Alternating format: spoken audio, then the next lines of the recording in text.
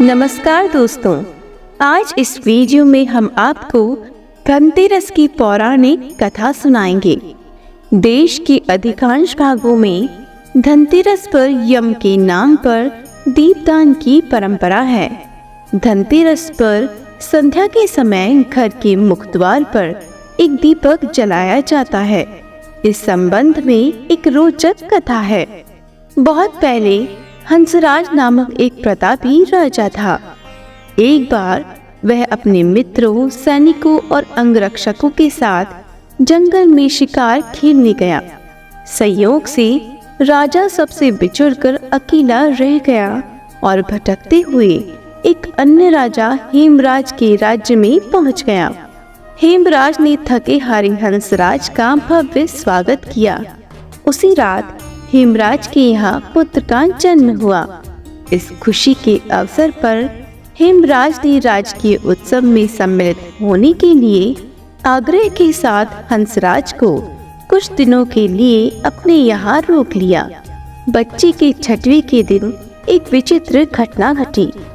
पूजा के समय देवी प्रकट हुई और बोली, आज इस शिशु की जो इतनी खुशियाँ मनाई जा रही है, ये अपने विवाह के चौथे दिन मृत्यु को प्राप्त हो जाएगा। इस भविष्यवाणी से सारे राज्य में शोक छा गया। हेमराज और उसके परिजनों पर तो वज्रपात ही हो गया। सबके सब स्तब्ध रह गए। इस शोक के समय हंसराज ने राजा हेमराज और उसके परिवार को ढांढस दिया, मित्र, आप तनिक भी विचलित न हो। इस बालक की मैं रक्षा करूंगा। संसार की कोई भी शक्ति इसका बाल विवाह का नहीं कर सकेगी। हंसराज ने यमुना के किनारे एक भूमिगत किला बनवाया और उसी के अंदर राजकुमार के पालन पोषण की व्यवस्था कराई। इसके अतिरिक्त राजकुमार की प्राण रक्षा के लिए हंसराज ने सुयोग्य ब्राह्मणों से अनेक तांत्रिक अनुष्ठान, यज्ञ, मंत्र जाप आदि की भी व्यवस्था कर रखी थी। धीरे धीरे राजकुमार युवा हुआ। उसकी सुंदरता एवं तेजस्विता की चर्चा सर्वत्र फैल गई। राजा हंसराज के कहने से हेमराज ने राजकुमार का विवाह भी कर दिया। जिस राजकुमारी से युवराज का विवाह हुआ वह साक्षात लक्ष्मी लगती थी। ऐसी सुंदर वर-वधू की जोड़ी जीवन में किसी ने नहीं देखी थी। विधि का विधान, विवाह के ठीक चौथे दिन यम के दूत राजकुमार के प्राण हरण करने आ पहुँचे। अभी राज्य में मांगलिक समारोह ही चल रहा था। राज परिवार और प्रजाजन खुशियां मनाने में मग्न थे। राजकुमार और राजकुमारी की छवि देखकर यमदूत भी विचलित हो उठे, किंतु राजकुमार के प्राण हरण का अप्रिय कार्य उन्हें करना ही पड़ा।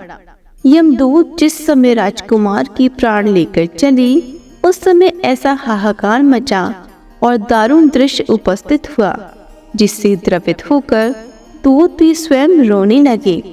इस घटना के कुछ समय पश्चात एक दिन यमराज ने प्रसन्न मुद्रा में अपने दूतों से पूछा, दूतों, तुम सब अनंत काल से पृथ्वी के जीवों का प्राण हरण करते आ रहे हो। क्या तुम्हें कभी किसी जीव पर दया आई है और मन में ये विचार उठा है कि इसे छोड़ देना चाहिए?